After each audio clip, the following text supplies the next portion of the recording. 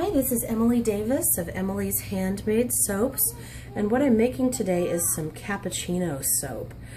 This one is an absolute favorite of some of my customers and wholesale accounts. You can hear my daughter in the other room who's gated off in the living room watching a movie. Can't have the kids around the lye water. What I'm doing right now is emulsifying the lye water into my blend of oils. And I'm just working this into a light trace, so this will just take a second. Just want to make sure everything's emulsified. There we go. And with this recipe, this is what the finished product is going to look like. You can see there's a nice accent line there.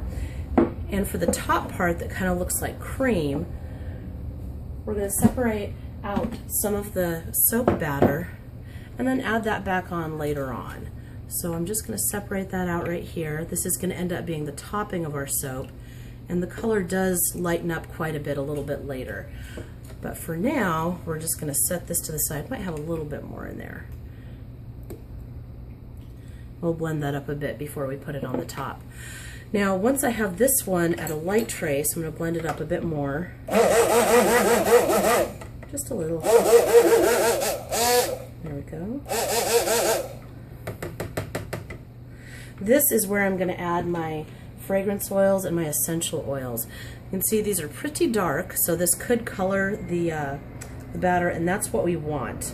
So what I'm putting in here right now is a coffee bean fragrance oil, along with a cinnamon essential oil and a clove bud essential oil.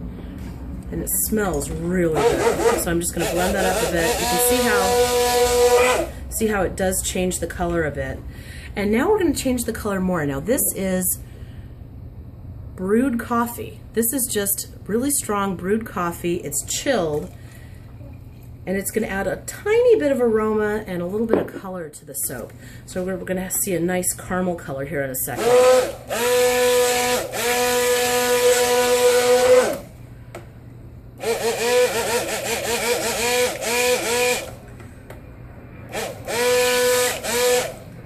That's the color we're looking for.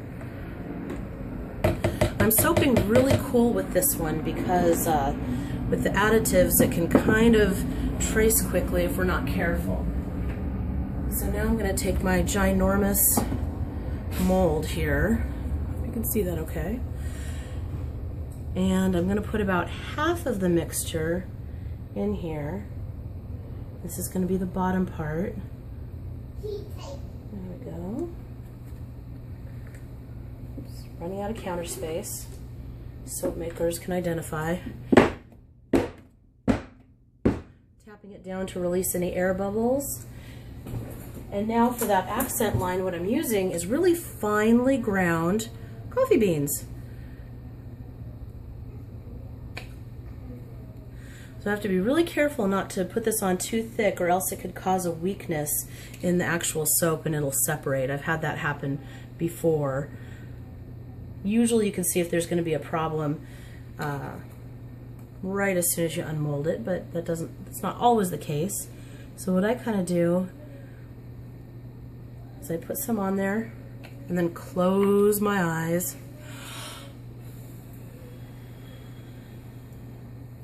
and blow on it. And see where there's a few little pieces that could use a little more. And this finely ground coffee gives it a really nice exfoliating feeling. The grounds kind of come out in the shower a little bit. I'm going to do it, blow on it again. There we go. Tamp it down once more.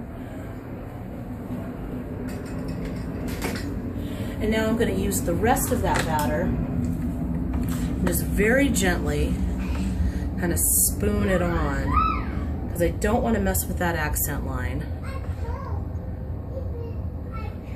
I'd like it to be as straight as possible. It's okay if it's a little bit crooked because it adds to the artistic element of it, but really I'd kind of like to see it be kind of straight.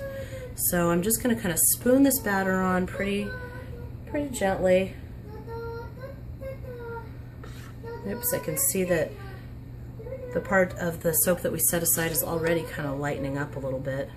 Yeah, I'm making a mess. I have 2 kids. This isn't the biggest mess I'll see today, I'm sure. So there we go. We're just spooning that back on. And then as soon as we're done with that, a few more spoonfuls here, we're going to tamp it back down just to make sure we don't have any air bubbles trapped in there. I love this smell. This really does smell like walking into a coffee shop, an indie coffee shop, not one of the big chain ones, because, you know, we're from Seattle and we're kind of coffee snobs around here. All right, almost there.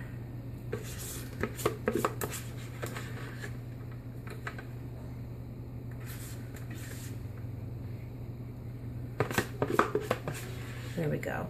The nice thing about this soap is there's no colorant in it. The only colorant you get is from the fragrance oils. Tap, tap, tap. Lost you there. All right. And we're back. There we go. Adventures in soap making, right? I'm going to come back to that first part that we separated out, and I want it to be a little bit thicker.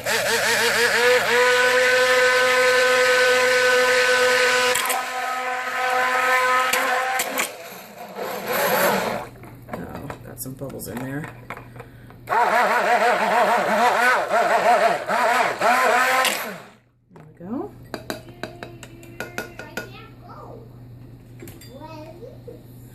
And I'm going to very gently put this on the top. Now this is going to look like the cream on the top of our coffee.